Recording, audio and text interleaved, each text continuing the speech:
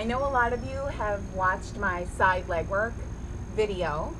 I did it without any talking or any sound. I'm just going through the motions. I would like to show it to you now with a little bit of a tutorial. So this is a little series. It's very basic, but what it's going to target are the glutes, your hips, outer inner thighs, as well as your quads and hamstrings.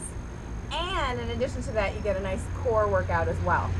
So I'm going to start first in a basic side lying position. And then as I go along, I'm going to show you an advanced upper body position for it, for when you get stronger and it just becomes sort of simple. The upper body, or the addition of the upper body position change, will add that much more of a challenge to the exercise series. So I'm actually going to only show this to you on one side. Obviously, you have to do it on both. So I'm going to go on this side. Normally I show everything on the other side, but today I'll balance out.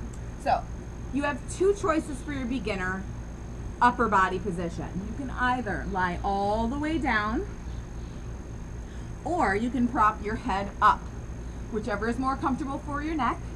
If this is uncomfortable for your wrist, you can always get a pillow or something to rest your head on so that your neck is nice and long and comfortable, because we don't want to have unnecessary tension in the neck and shoulders during this. We want to focus on the core and legs. So I'm going to actually try to keep my head down. If I have to feel like I need to talk more, I will lift my head up, but that's in no way a suggestion of how you should be holding your own head. So we're going to go ahead and start with a leg circle, or you can call it a front up down if you want to think a little bit more in clear terms. So most important thing to remember, obviously, is that navel to spine connection while you're on your side. You don't want to be let go or hanging forward, because what will end up happening is you'll strain your back. So pull those muscles into the body and make sure you're directly on your side.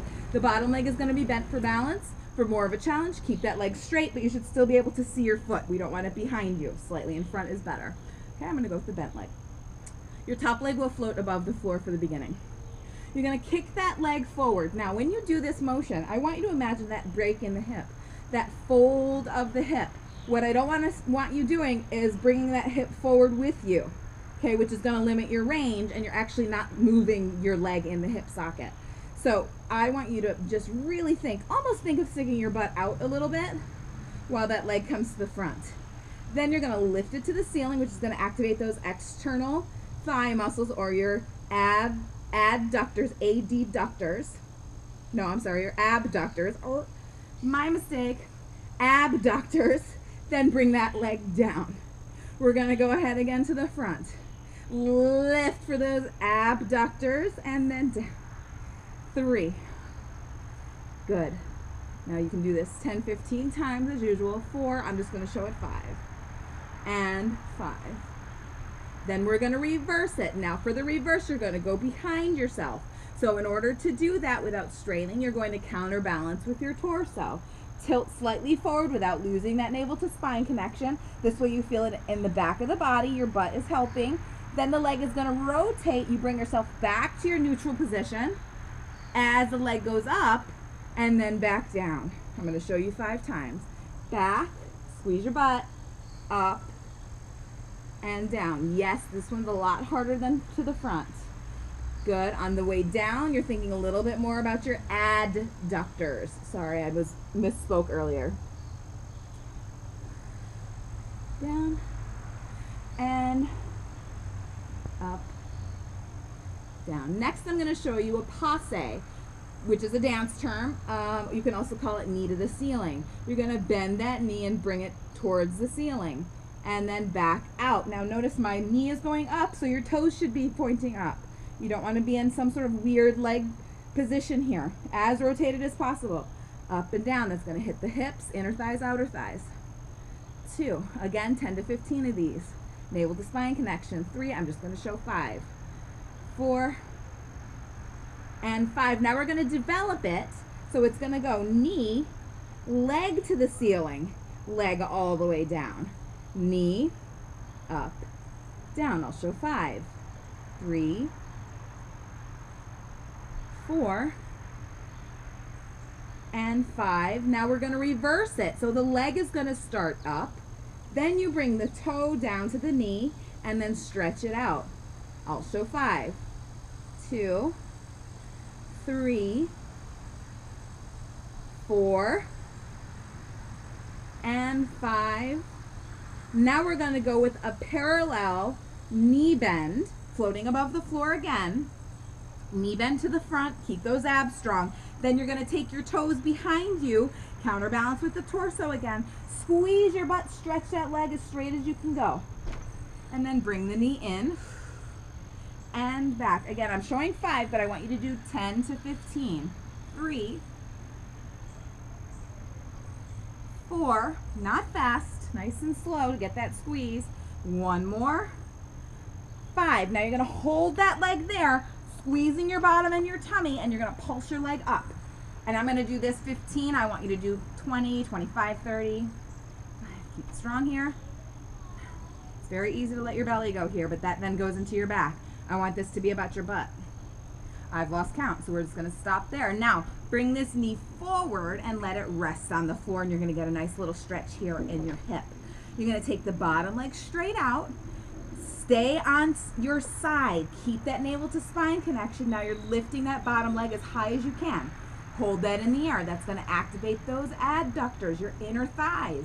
Then you're going to pulse that up, keeping the tummy tight. Remember, your abductors and your transverse abs work together. Good.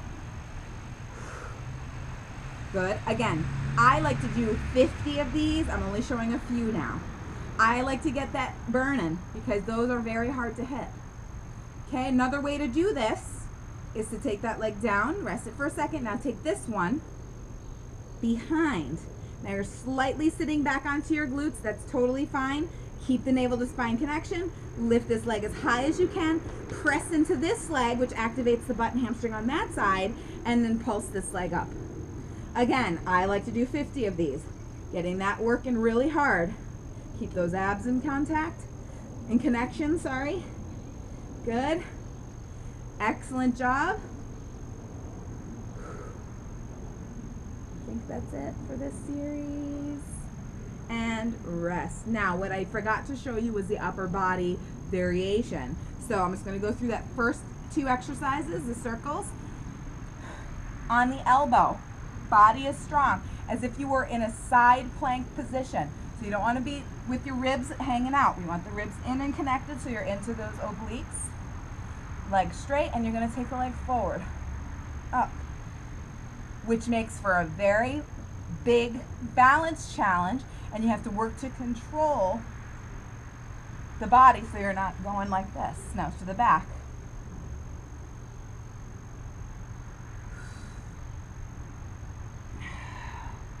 It's a lot more focused and a lot more difficult to hold the body in that position. So go through that. I do, again, 10, 15, 20 reps of each exercise in the series. Then switch sides and do it again.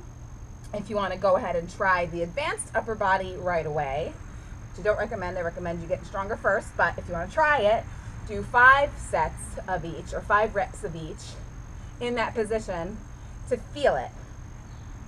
And then just keep going with it. It's going to really help to sculpt, tighten, lean out the legs, lean out the thighs and hips, which I know is a desire for a lot of you ladies. So hopefully you enjoy it. Thanks.